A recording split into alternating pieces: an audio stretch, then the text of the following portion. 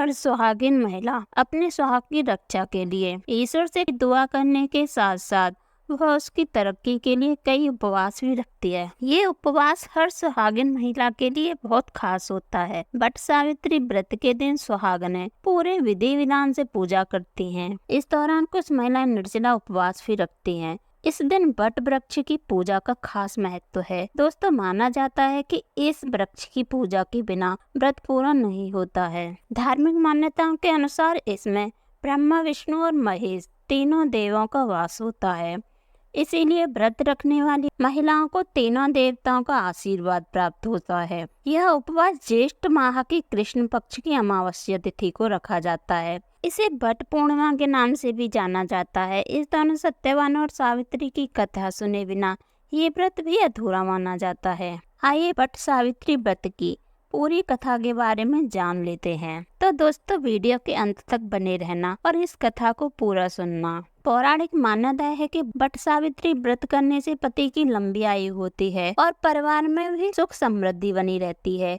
यही नहीं, अखंड सौभाग्यवती भव का भी आशीर्वाद प्राप्त होता है। दोस्तों, ऐसा इसीलिए होता है क्योंकि इस दिन से जुड़ी पौराणिक कथा प्रचलित है। ऐसा माना जाता है कि मद्र देश के अश्वपति नाम के धर्मात्मा राजा का राज था और उनकी कोई भी संतान नहीं थी। राजा ने संतान प्राप्ति के लिए यज्ञ करवाया, जिसके शुभ परिणाम के बाद उनके घर में एक कन्या का जन्म हुआ। इस कन्या का नाम सावित्री रखा गया। समय के साथ साथ सावित्री जब बड़ी हुई और विवाह योग्य हुई तो उन्होंने धुमत्सेन के पुत्र सत्यवान को अपने पति रूप में वर लिया। बता दें, सत्यवान के पिता भी राजा ही थे, लेकिन उनका राजपाट छिन गया था, जिसके चलते वह दरिद्रता में जीवन व्यतीत कर रहे थे। सत्यवान के माता पिता की भी आंखों की रोशनी चली गई थी और वह जंगल में लकड़ी काटकर उसे बेचकर अपना गुजारा कर रहे थे। वहीं जब सावित्री और सत्यवान के विवाह की बात चली, तब नारद मुनि ने सावित्री के पिता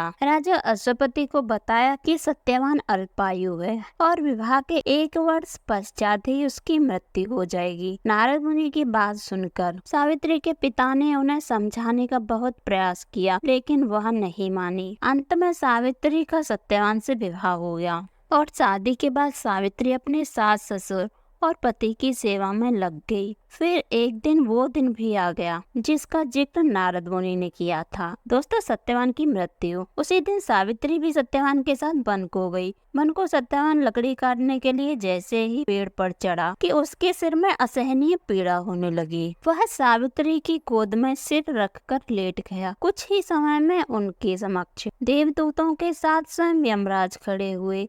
यमराज सत्यवान की आत्मा को लेकर दक्षिण दिशा की ओर चलने लगी। पतिव्रता सावित्री भी उनके पीछे पीछे चलने लगी। आगे जाकर यमराज ने सावित्री से कहा, हे पतिव्रता नारी, जहाँ तक मनुष्य साथ दे सकता है तुमने अपने पति का साथ दिया, अब तुम लौट जाओ। इस पर सावित्री ने कहा, जहाँ तक मेरे पति जाएंगे वहाँ तक मुझे जाना चाहिए, यही सनातन सत्य है। यमराज सावित्री की वाणी सुनकर प्रसन्न हुए और उनसे 3 वर मांगने को कहा।